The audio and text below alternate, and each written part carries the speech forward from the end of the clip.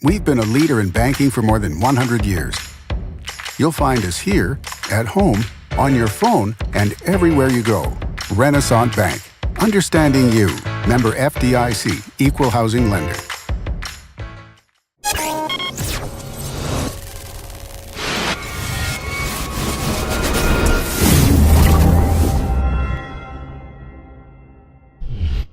Sponsored by Renaissance Bank.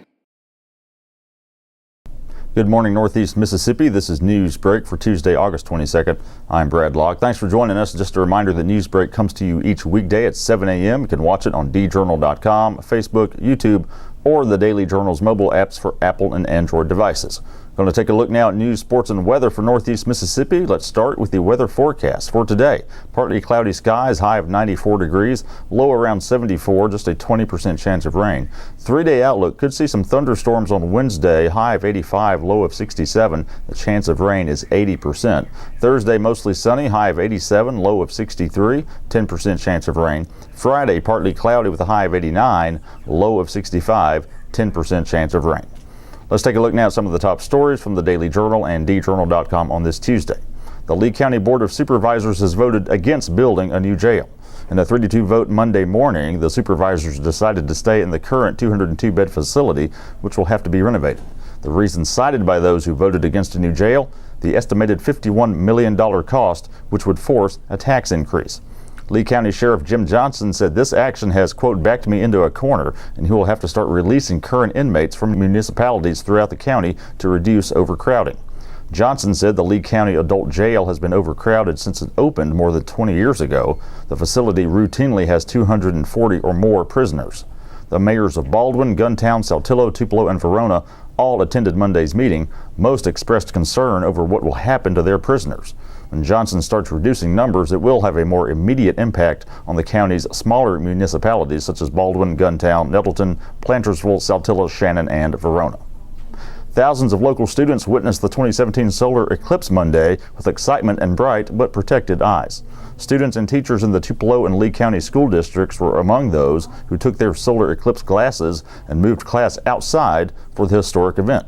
This was the first total solar eclipse to touch the United States mainland since 1979.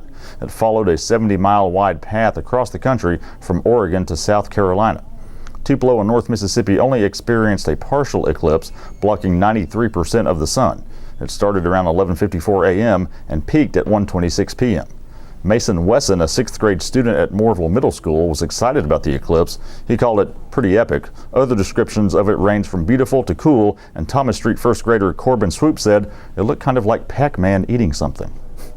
It looked as though a pack of wild animals had ravaged donations dropped off behind the Salvation Army in Corinth over the weekend. Sacks of clothes were ripped open and strewn, and a liquor bottle was left behind. Officials say this is a regular scene at the donation facility on Lackey Road when workers show up on Monday mornings. Salvation Army Service Center Manager Michelle Miles said they are having a serious issue with theft of items dropped off over the weekends.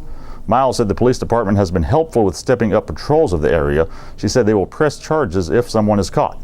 Miles said she does not believe the thieves are in desperate need to get clothing for their families. Instead, she thinks the perpetrators are looking for items that they can sell. Miles also encourages people who donate after hours to put the items in the drop boxes on site. And in sports, the Biggersville Football roster is full of young players, but a couple of experienced playmakers are trying to lead them in the right direction. Tailback Quamon Davis and quarterback Quan Mays, both juniors, led the Lions to victory in their season opener on Friday. Davis scored 4 touchdowns while Mays scored 2 in a 39-19 win over Middleton, Tennessee. Davis returned the opening kickoff for a touchdown and later closed out the scoring with another kick return. He also had 2 rushing touchdowns. Mays, meanwhile, ran for 1 TD and then scored on defense with an interception return. Second-year coach Stan Platt said Davis and Mays are vital to his team's success, especially with so many freshmen on a 23-man roster. Platt said Biggersville has a good 7th and 8th grade team that he's using as a nucleus to build for the future. For more on the stories I talked about today, be sure to pick up a copy of your daily journal or visit djournal.com. Also, check us out on Twitter and Instagram at djournalnow. Give our Facebook page a like as well. That's all for Newsbreak on this Tuesday. I'm Brad Locke. We'll see you next time.